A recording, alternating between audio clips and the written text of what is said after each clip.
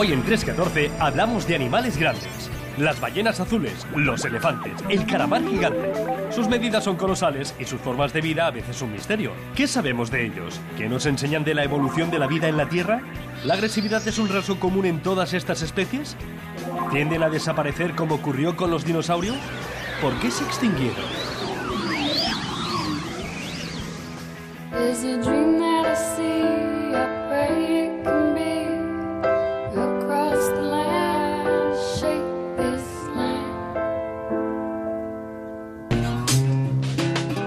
Descubre los restos de un reptil gigante capaz de tragar un todoterreno con la fuerza de sus mandíbulas.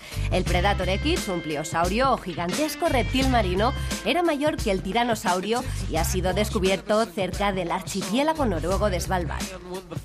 El animal, del que se ha hallado un cráneo, mediría unos 15 metros de largo, pesaría 45 toneladas y vivió hace 147 millones de años. Los ojos de una gamba gigante podrían mejorar los DVDs. La gamba mantis tiene los ojos más complejos del reino animal. Puede ver 4 veces más que el ojo humano y detectar diferentes tipos de polarización de la luz. Un equipo de la Universidad de Bristol quiere trasladar esta capacidad ocular de la gamba gigante a los reproductores de DVD. Tendrían así mayor capacidad de almacenamiento y mejor calidad de imagen que los actuales. Un comité internacional de científicos ha dado a conocer la lista de las 10 nuevas especies más destacadas del planeta. Entre ellas hay especies diminutas, como un caballo de mar del tamaño de un guisante, y otros gigantes como un insecto que mide casi 60 centímetros de largo. Solo en 2007 se descubrieron más de 18.500 nuevas especies en todo el mundo. Estudiarlas y ver sus características únicas es esencial para comprender la historia de la vida. El boom económico de China amenaza con destruir el hábitat del oso panda gigante. Un equipo de científicos ha completado el genoma de este mamífero gigante para ayudar a su conservación. También ha conseguido que la primera panda gigante inseminada artificialmente dé a luz a 2 nuevas crías. La reproducción en cautividad impedirá la desaparición de esta especie.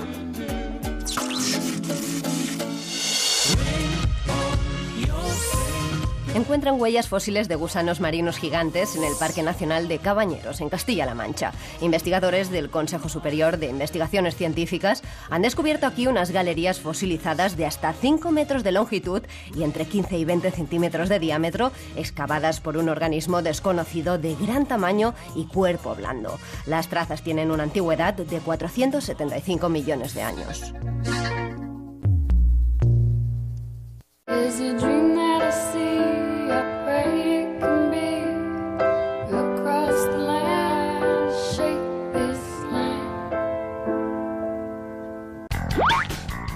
Ser grande es ser incomprendido.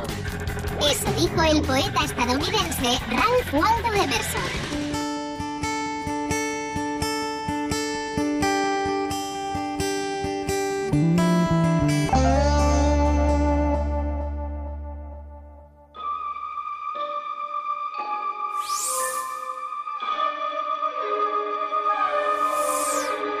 Los monstruos asustan. Y los que son gigantes, aún más. Por suerte sabemos que los dragones son solo figuras mitológicas.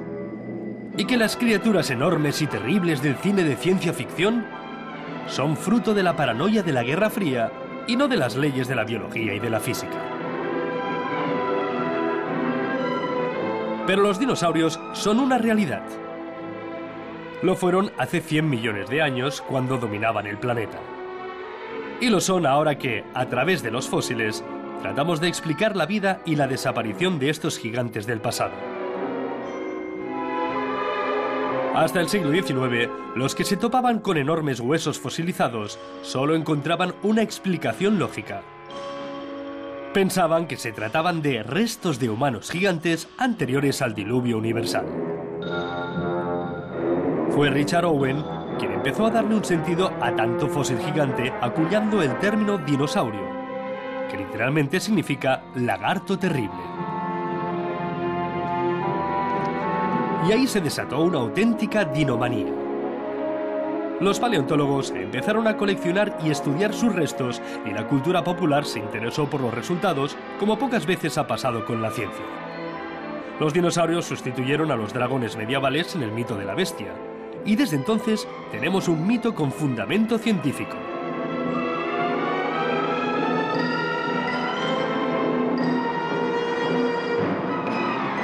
¿Qué sabemos de los dinosaurios? ¿Eran tan violentos como los pintan? ¿Por qué llegaron a ser animales tan grandes? Se lo preguntamos a Francisco Ortega, paleontólogo de la Facultad de Ciencias de la UNED. Hace casi 200 años que se estudian los dinosaurios y aún quedan muchas cosas por descubrir sobre la evolución y la vida de estos fascinantes animales. Aunque la palabra dinosaurio se usa de forma peyorativa para decir que alguien está pasado de moda, el estudio de los dinosaurios sigue siendo muy vigente en el siglo XXI. Francisco Ortega nos lo explica. Francisco, en la época de los dinosaurios, ser gigante era una ventaja. Está claro que sí. De hecho, muchos dinosaurios acabaron siendo gigantes. Parece que hay varias ventajas de ser un gigante y que hay dinosaurios que las explotaron. Una es la protección. Es mucho más difícil atacar a una forma grande.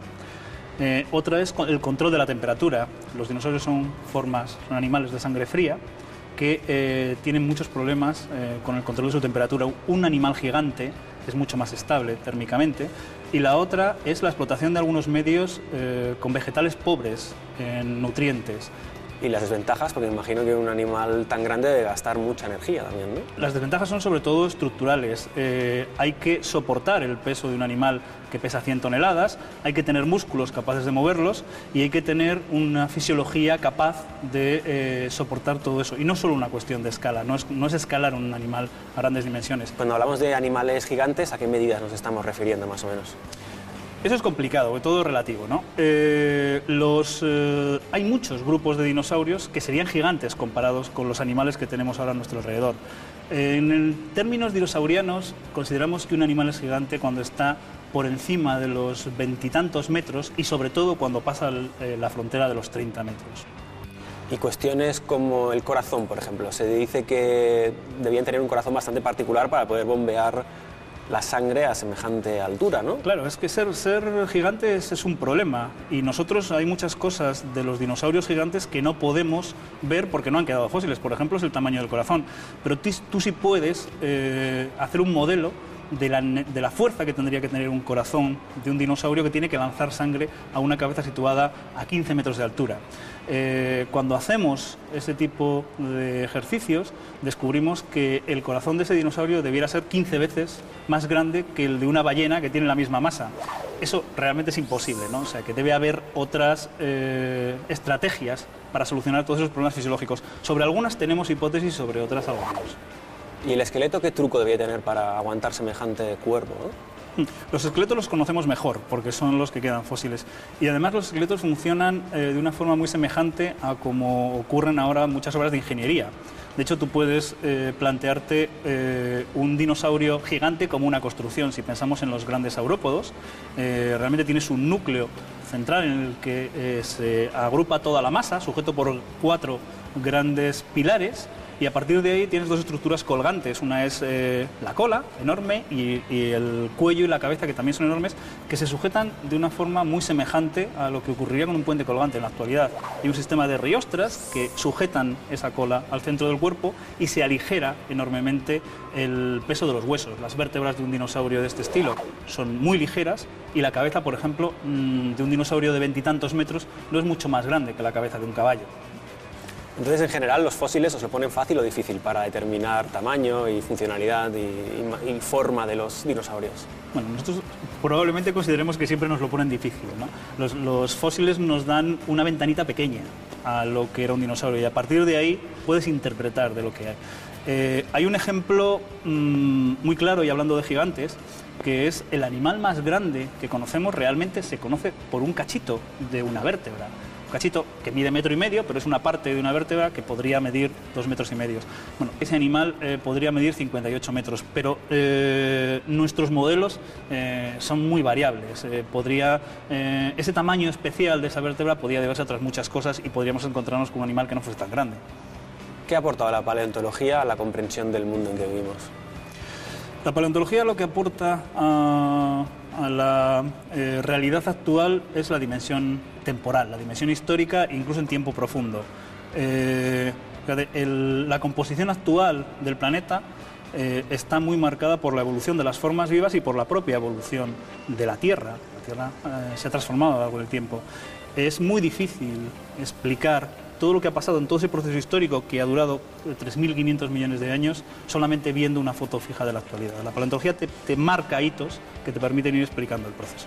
¿Y los dinosaurios en particular, en qué crees que aportan a la visión actual de la realidad del mundo? Bueno, los dinosaurios yo creo que nos aportan una reflexión histórica, ¿no?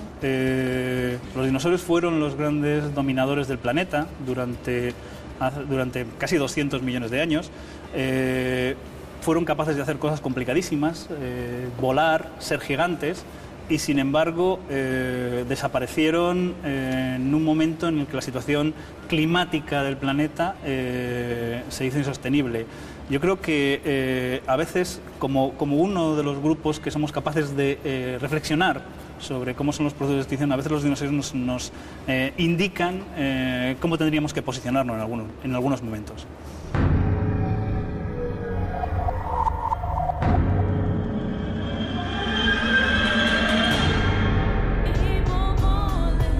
¿El sentido del humor es solo humano?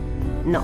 Los circuitos neuronales implicados en la risa están presentes en más especies. Estudiando la conducta de ratas, perros y chimpancés, se han encontrado similitudes entre la risa de los bebés humanos cuando juegan o son acariciados y la de estos mamíferos. El reto científico consiste en averiguar si este humor de los perros o de las ratas también está relacionado con emociones positivas.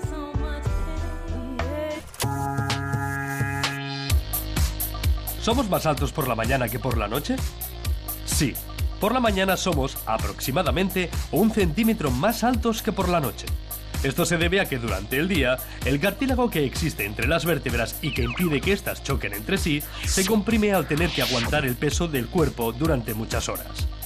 En cambio, por la noche, tumbados en la cama, recupera su longitud original porque los cartílagos de la columna vertebral se extienden al no tener que soportar ningún peso. ¿Los objetos del cosmos son esféricos? Sí. La forma esférica de los planetas y otros cuerpos celestes se debe a la gravedad.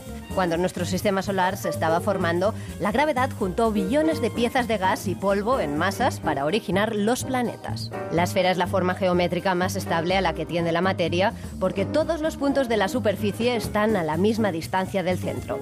Por eso los cuerpos celestes son esféricos.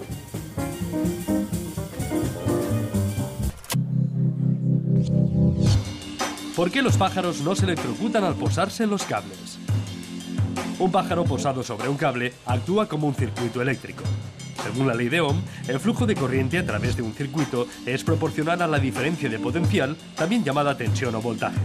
La diferencia de potencial entre sus patas es muy pequeña, por eso solo pasa una mínima fracción de corriente al cuerpo del ave y no se electrocuta. Si el pájaro tocase a la vez un segundo cable o el suelo, se crearía un gran voltaje y se electrocutaría al instante.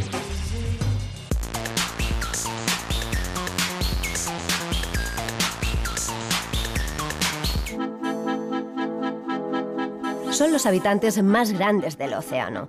De hecho, la ballena azul es el animal más grande que ha existido jamás en nuestro planeta. Pesa tanto como una manada de 400 toros. Su corazón es del tamaño de un coche y su lengua es tan grande como un elefante.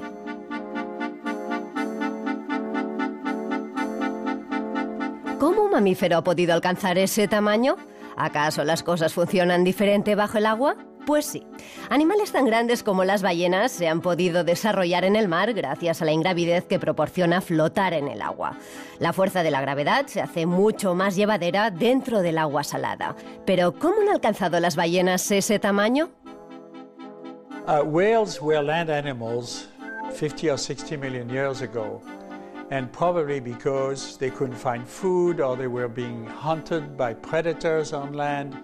Little by little, they found themselves along the coastline and they adapted to the aquatic or the marine environment and they found food. Jean-Michel Cousteau es el hijo mayor del mítico investigador Jacques Cousteau. Como su padre, ha dedicado gran parte de su vida a los océanos y ha presentado documentales como este, que revela los aspectos más desconocidos de estas gigantescas criaturas marinas. En él se explica que estos mamíferos pueden llegar a ingerir entre 2 y 3 toneladas de comida al día. Comer tanto también les crea problemas. Furthermore, the food that they feed upon is getting to be more and more scarce because we take it away. We over-harvest the ocean in a sense that we're taking more than nature can produce. So these resources are getting smaller and smaller and smaller. So there's a lot of pressure on the big whale. Well, the large whales basically don't have any enemies because of their size, pretty impressive. With the exception of the killer whales, which could team up and kill a big whale. Pero ser gigante en el mar también tiene sus inconvenientes. Como consumen mucho alimento, no pueden haber demasiadas. Además, sufren otros problemas. Otherwise, they can be hit by a ship when they rest. They are very, very sensitive to sounds underwater. So any exploration that is being done by the oil industry when they do explosion, the fact that there are more and more and more ships in the ocean emitting sounds when they move, there's between 50 and 60,000 ships 24/7 in the ocean. That makes a lot of sounds.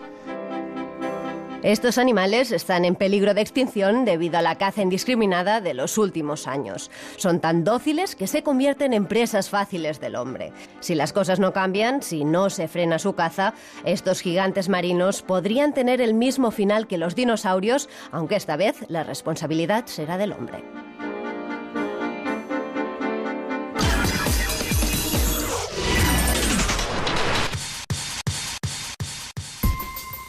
El Yeti. En 1951, el escalador Eric Shipton se encontró con una huella enorme marcada en la nieve del Himalaya. Se trataba de un pie de más de 30 centímetros. Muchos se lo tomaron como una prueba de la existencia del Yeti, el abominable hombre de las nieves. Con 3 metros de altura y más de 400 kilos de peso, el Yeti se le conoce como Bigfoot en Norteamérica, Basajaun en el País Vasco y Jean Dagel en Cataluña. Pero las pruebas científicas de su existencia son nulas. El mechón de pelo que consiguió el escalador Edmund Hillary en el Everest resultaron ser en realidad de cabra. Las huellas que se encontraron en California en 1958 fueron hechas con un molde. Y la mejor filmación de esta bestia gigante obviamente tenía truco. El empleado de una conocida bebida refrescante, Bob Hieronymus, estaba dentro del traje de Bigfoot en 1967 cuando se hizo la grabación. Le habían prometido $1000 por hacerlo, aunque nunca lo recibió. Cada vez está más claro que el Yeti solo existe en la cabeza de algunos. Para la gran mayoría, pies grandes no es más que una alucinación como la del monstruo del lago Ness.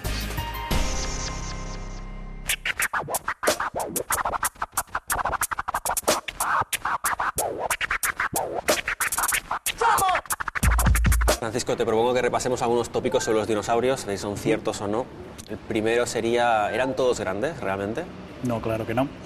Es verdad que los animales más grandes que han pisado el planeta son dinosaurios, pero no todos los dinosaurios eran grandes. De hecho, en el Mesozoico, en la etapa en la que florecieron, en la que había más dinosaurios, había animales que pesaban unos pocos gramos.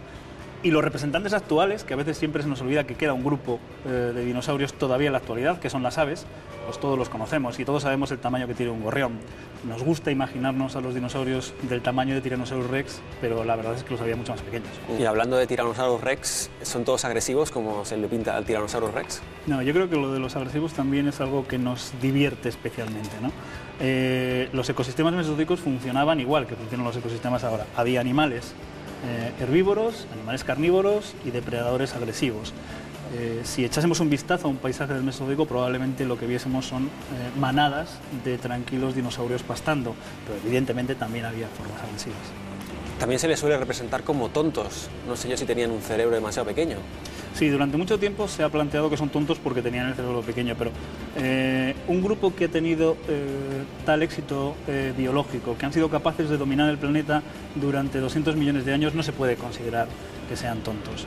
De hecho, probablemente es uno de los grupos más exitosos que ha habido sobre la superficie de la Tierra. Si tenemos en cuenta las aves actuales, que por cierto nadie consideraría que son tontas, muchas de ellas, los dinosaurios son el grupo que más diversidad han aportado al Mesozoico y que más diversidad aportan actualmente. Tan solo algunos grupos de insectos son más diversos de lo que lo fueron los dinosaurios. Es muy difícil creer que a pesar del tamaño de su cerebro, estos animales fuesen tontos con ese éxito. ¿Y los mamíferos compartieron época con los dinosaurios? Algunos mamíferos, sobre todo de formas muy primitivas, vivieron al mismo tiempo que los dinosaurios, pero los mamíferos modernos, tal como los conocemos en la actualidad, aparecen después. Los mamíferos que teníamos durante el Mesozoico son formas de pequeño tamaño y que no lograron ser tan diversos como los dinosaurios, probablemente porque los dinosaurios ocupaban la mayor parte de los nichos.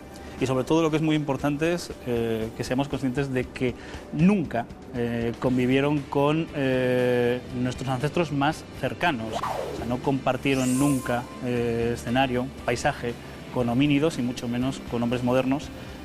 Tenemos que tener en cuenta que los dinosaurios, tal como los interpretamos eliminando las aves, desaparecieron hace 65 millones de años y nuestros ancestros de forma más moderna, de aspecto más moderno, aparecieron hace unos 2 millones de años. Hay 63 millones de años de diferencia. ¿Y por qué desaparecieron los dinosaurios? ¿Se conoce exactamente la razón de su extinción? Bueno, lo que se conoce es que en el planeta estaban pasando cosas que permitirían explicar su desaparición casi instantánea. En el planeta se está produciendo un importante cambio climático, se están produciendo durante muchos millones de años emisiones que proceden de volcanes en distintos puntos de la India, y lo que sabemos es que hay un elemento que pudo actuar como la gota que colma el vaso, como detonante de una gran extinción, que es la caída de 1 o 2 meteoritos, uno de ellos enfrente de la costa mexicana, enfrente de la península de Yucatán, y otro prácticamente a la vez enfrente de la costa india, que los dos pudieron generar una catástrofe ecológica de tal magnitud que harían que los ecosistemas se derribasen prácticamente como una montaña de naipes, ¿no? Quitando unos naipes importantes, todos los ecosistemas se vendrían abajo, y eso ocurrió hace 65 millones de años y parece que la evidencia nos permite explicarlo bastante bien. ¿Y es esta la extinción más importante de la historia de la Tierra? No, puede ser la más famosa, pero no es la más importante. A lo largo de la historia de la Tierra se considera que ha habido 5 grandes extinciones y la de los dinosaurios es la última, pero no es la mayor, con mucho. La mayor extinción que ocurrió en la Tierra fue hace 260 millones de años. Probablemente, de alguna forma, abrió paso al reinado de los dinosaurios, y en esa extinción desaparecieron el 90% de las formas que constituían la diversidad del planeta. ¿Y entender la extinción de los dinosaurios permite de alguna manera gestionar la posible 6ª extinción? Sí.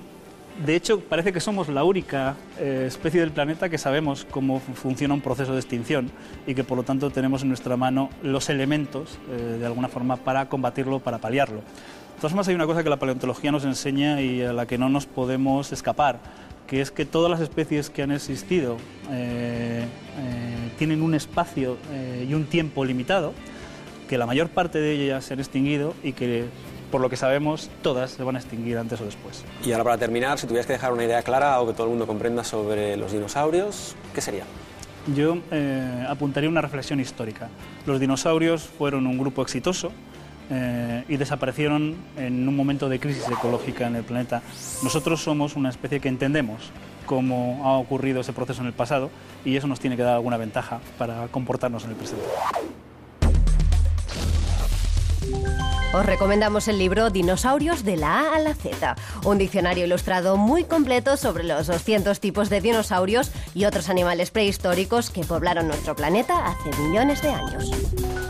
La guía de campo de los grandes mamíferos de África os acercará a la morfología y costumbres de los más de 1000 mamíferos que viven en África, entre los que están los más grandes como el elefante o la jirafa. En la web paragosaurus.com encontraréis el archivo Bibliosaurus, la herramienta más potente de Internet para la búsqueda bibliográfica de publicaciones científicas sobre dinosaurios. Con estos binoculares podéis ir de safari y estar tranquilos observando muy de cerca los grandes animales de la sabana. Además, podréis inmortalizarlos con la cámara fotográfica digital que incorpora.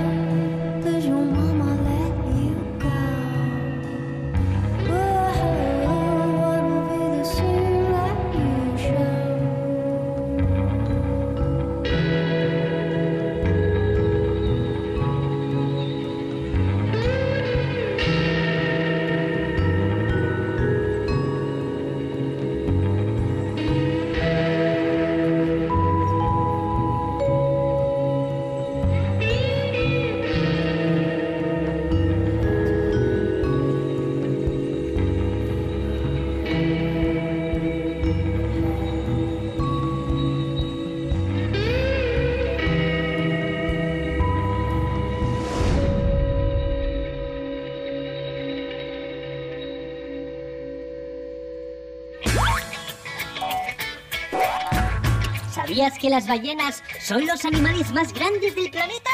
Pensaba que eran los elefantes. Bueno, sobre la Tierra son los elefantes. Mayor de todas las especies es la ballena. ¿En serio? ¿Cuánto puede medir un bicho de estos? Alguna ballena adulta ha pasado de los 30 metros. ¡Qué barbaridad! Espero que no nos las carguemos. Ya, y que se conviertan en los dinosaurios del futuro. No